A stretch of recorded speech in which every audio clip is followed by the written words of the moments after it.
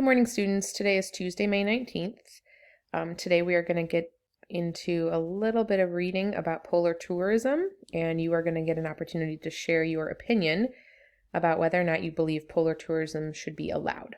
So the first thing you need to do is go to play posit. So the easiest way to do this, if you look at our directions, is to go to Clever, click on play posit, which is this little icon, and then you will go to your class for ELA and you'll do the video that is entitled Polar Tourism, which is due today.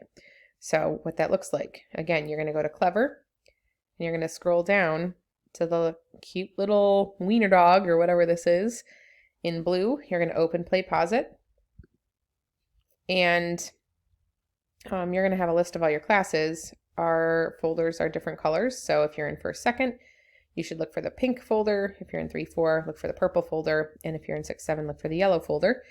And what you're going to do, you're going to look to see what's assigned to you, and it is called Polar Tourism. And you're going to want to open that up and watch that.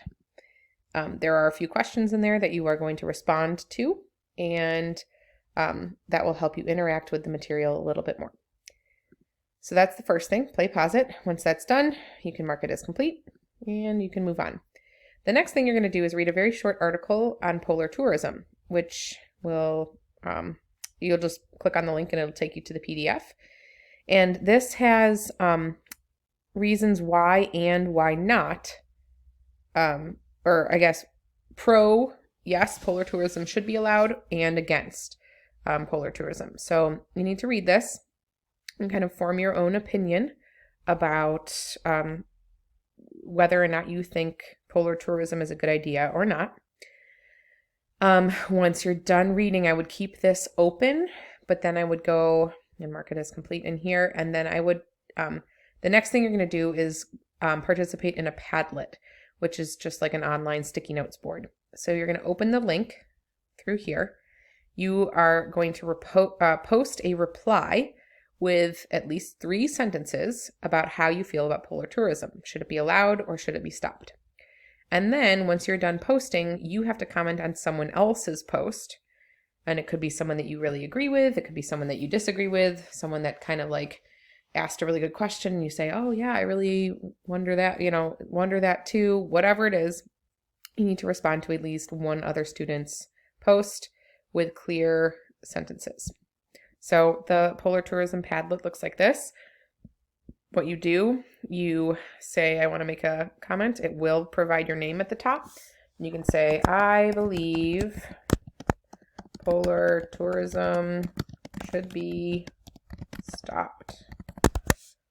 And then in the body of the text, you could say, polar tourism is bad for the environment and blah, blah, blah. Okay, so you're going to want to use some evidence from the reading to support your claim. Okay, and remember, you need at least 3 sentences. So I would need at least one more complete sentence after I finish this one. When you are done, you just click, and this is posted here, and someone can comment on your post. Okay, I will delete mine because I don't want to start making people think one way or another. I want you guys to think for yourself. So Polar Tourism Padlet, remember, if we are monitoring this, so it has to be appropriate, it has to be kind, you need to be using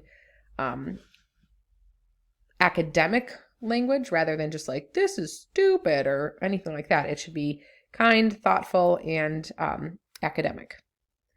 So that is your work for today. And if you have any questions, remember, we always have our drop-in meetings from 9 to 10 or 1 to 2. Thanks.